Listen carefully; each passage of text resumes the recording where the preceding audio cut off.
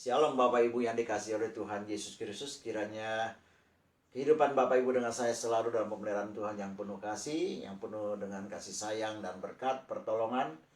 Dan dalam kesempatan yang berbahagia ini kembali kita akan bersama-sama merenungkan firman Tuhan. Semakin kita mengenal Dia dengan benar, dan semakin kita cinta dan taat kepada Dia sebagai Sang Kekasih jiwa kita, Kristus Yesus namanya. Dalam kesempatan ini kita akan membahas dalam Matius pasal yang kelima ayat yang ke-20. Matius pasal 5 ayat yang ke-20. Demikian bunyi firman Allah. Maka aku berkata kepadamu, jika hidup keagamaanmu tidak lebih benar daripada hidup keagamaan ahli-ahli Taurat dan orang-orang Farisi, sesungguhnya kamu tidak akan masuk ke dalam kerajaan sorga. Sekali lagi saya ulangi. Maka aku berkata kepadamu, jika hidup keagamaanmu tidak lebih benar daripada hidup keagamaan ahli-ahli Taurat dan orang-orang Farisi, sesungguhnya kamu tidak akan masuk ke dalam kerajaan sorga.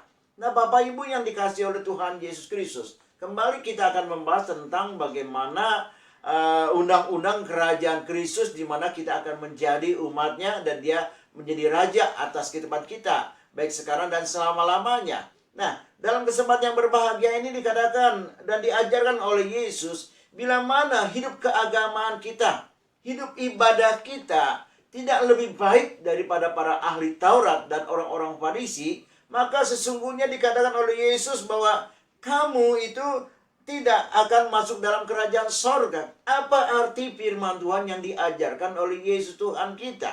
Bapak Ibu yang dikasihi oleh Tuhan Yesus Kristus, di sini Yesus sedang berbicara bagaimana akhlak manusia dalam kehidupan, terutama menyangkut daripada ahli Taurat dan orang-orang Farisi, di mana hidup keagamaan mereka, ibadah mereka, mereka hanya mengandalkan manusia insani mereka saja. Mereka masih melekat daripada segala kekotoran manusia lama dalam kehidupan mereka. Ibadah mereka, mereka lakukan dengan sombong, dengan hal-hal yang munafik, yang tercemar, yang selalu membanding-bandingkan diri dengan orang lain bahwa dia lebih baik daripada orang lain. Dan inilah karakter daripada orang-orang Farisi dan ahli-ahli Taurat. Itu sebabnya Yesus mengecam mereka. Dikatakan oleh Yesus dalam Matius pasal 23 pun dikatakan bahwa mereka seperti kuburan yang dikapur putih, yang kelihatannya bersih, yang kelihatannya saleh, namun dalamnya sangat kotor dan sangat menjijikkan di hadapan Allah.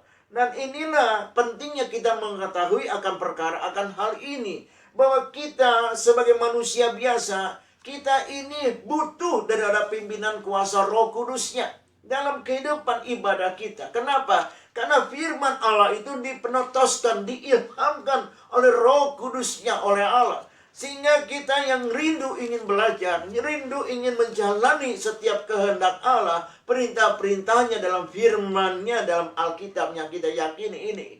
Kita membutuhkan daripada pencerahan. Kita membutuhkan daripada kita dibukakan wawasan daripada mata rohani kita untuk mengerti akan setiap tulisan-tulisan dalam Alkitab ini. Nah, itulah pentingnya Bapak Ibu yang dikasihi oleh Tuhan Yesus. Ini yang membedakan bagaimana ahli Taurat dan orang-orang Farisi. Mereka hanya mengandalkan kedagingan manusia insani mereka tanpa di bawah pimpinan Roh Kudusnya.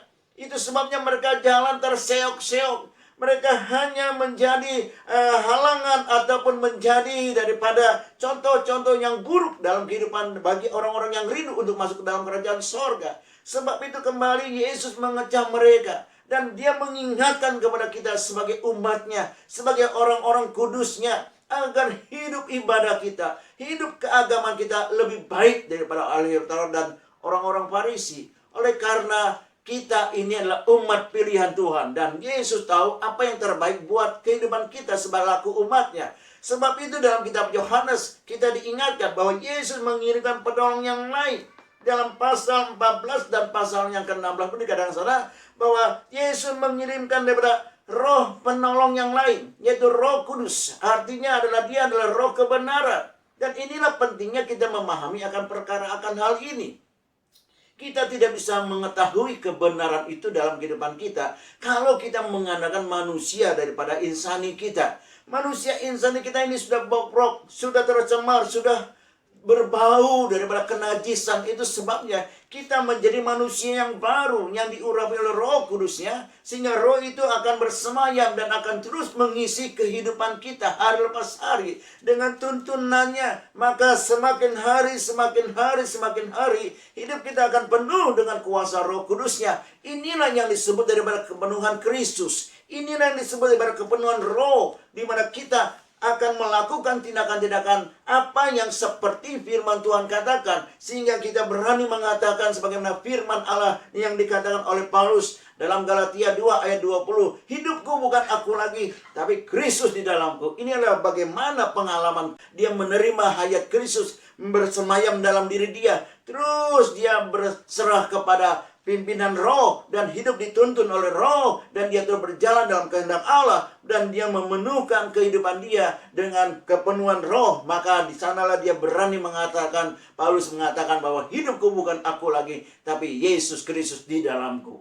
Nah, Bapak Ibu yang dikasihi oleh Tuhan Yesus, dalam pengirian kita kepada Kristus, tentu kita tidak ingin mengecewakan dia, karena tidak ada sesuatu hal yang dapat kita balaskan akan kebaikan Kristus atas kehidupan kita. Dia yang telah mengorbankan hidupnya untuk kita agar kita diselamatkan, agar kita kembali dipulihkan hubungan dengan Allah Bapa di sorga. Sungguh luar biasa dan sangat dahsyat dalam kehidupan kita. Tidak ada yang seperti dia. Itu sebabnya kita rindu untuk juga hidup membalas daripada segala kebaikan yang Kristus telah berikan kepada kita. Selain kita adalah memberikan hidup kita bagi dia. Selain kita mau melayani dia sebagai Raja kita, sebagai Tuhan kita, sebagai kepala atas gerejanya, kita sebagai gerejanya, dan kita akan berjalan dalam kehendak dia, dan kita mau memuliakan Tuhan Yesus dalam kehidupan kita, dimanapun kita berada, dalam kondisi apapun juga. Kita percaya bahwa Yesus tidak pernah meninggalkan kita sedetik pun juga. Dia selalu bersama dengan umatnya. Dia selalu bersama dengan orang-orang kudusnya, bersama dengan gerejanya. Dia akan selalu menyatakan kemuliaan, dia menyatakan daripada keajaibannya. Dia akan bertanggung jawab akan firman yang telah diucapkan olehnya, dan dia akan menjaga keguduran firman-Nya. Dan itu sebabnya Bapak Ibu dengan saya, kita harus hidup di bawah pimpinan Roh, dan kita akan berjalan sesuai dengan firman Allah. Sesuai dalam Yohanes pasal yang keempat ayat 23-24. Dikatakan sana bahwa akan datang masanya, dan sudah datang sekarang, yaitu orang-orang menyembah kepada Allah dalam roh dan kebenaran. Tidak lagi mengandalkan manusia jasmani atau manusia insani, menggunakan akal pola pikir daripada manusia insani, sehingga itulah yang akan membuat orang dia akan jalan dalam kesesatan dan akan bertindak sesuai dengan pikirannya sendiri, bukan daripada pikiran daripada Kristus melalui Roh Kudusnya. Dan pentingnya kehidupan kita, Bapak Ibu dengan saya, kita berjalan di bawah pimpinan Roh, dituntun oleh Roh ke dalam kebenaran firman Allah, maka kita akan menyembah dia dalam roh dan kebenaran. Kita terus berjalan dalam terang Tuhan. Kita terus berjalan menjadi saksi Kristus. Kita terus hidup dalam kehidupan kita, dalam keseharian kita, dalam rumah tangga, dalam usaha pekerjaan, baik dalam pelayanan yang kita lakukan, dimanapun kita berada. Muliakan Tuhan Yesus dalam kehidupan kita. Inilah yang berkenan di hadapannya. Dan inilah yang menyenangkan hati Tuhan. Sehingga kita senantiasa akan menjadi daripada anak-anak Allah yang hidup. Dan tentunya Allah akan memproteksi, menjaga kehidupan kita,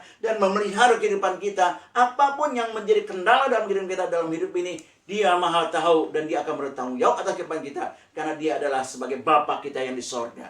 Ya, Bapak Ibu yang dikasihi oleh Tuhan Yesus Kristus, jika hidup keagamaan kita, jika hidup ibadah kita tidak lebih baik daripada ahli-ahli Taurat dan orang-orang Farisi, kita tidak layak masuk dalam kerajaan sorga. Oleh sebab itu, kembali, kita harus hidup dipimpin oleh Roh, dan kita akan datang kepada oleh pimpinan Roh, dan kita akan terus berjalan dalam terang Tuhan. Terang Tuhan di dalam kebenaran firman Allah, dalam kebenaran firman-Nya, sehingga kita akan menemukan anugerah, kita menemukan jalan Tuhan, kita menemukan kehendak Tuhan, kita akan terus berjalan dalam kehendak yang Dia inginkan supaya kita ini menjadi berkat bagi bangsa-bangsa lain di sekitar kita. Nama Tuhan dimuliakan dalam kehidupan kita, baik dalam kegiatan kita, dalam rumah tangga, dalam usaha dagang pekerjaan, baik kita di kebun dan di ladang, ataupun kita dalam pelayanan di setiap daerah atau di desa-desa sekalipun. Biarlah Kristus akan selalu menyertai kita, dan kita selalu menyenangkan hati Tuhan, dan kita ini layak disebut sebagai anak-anak Allah, dan kita mewarisi daripada kerajaan sorga yang sebagaimana Dia sediakan bagi umatnya, orang-orang kudusnya yang percaya, bersandar, dan yang selalu berharap kepada Dia. Tuhan tidak akan pernah mempermalukan orang yang demikian adanya. Jadilah orang-orang yang mendengar firman Allah dan melakukan firman Allah dengan pimpinan kuasa Roh Kudus-Nya. Kemenangan dan juga pertolongan, penghiburan, berkat, damai, kasih sayang, dan juga sukacita akan melimpah bagi orang-orang yang percaya dan melakukan firman-Nya di dalam kehidupan ini, sekarang dan selama-lamanya. Terpuji nama Tuhan, diberkatilah kehidupan Bapak Ibu dengan saya, rumah tanggamu, usaha dagang pekerjaanmu, bisnismu, pelayananmu, dimanapun engkau berada. Berkat Allah akan selalu melimpah dalam kehidupan Bapak Ibu dengan saya, sekarang dan selama-lamanya. Terpujilah nama Tuhan. Haleluya, haleluya, amin.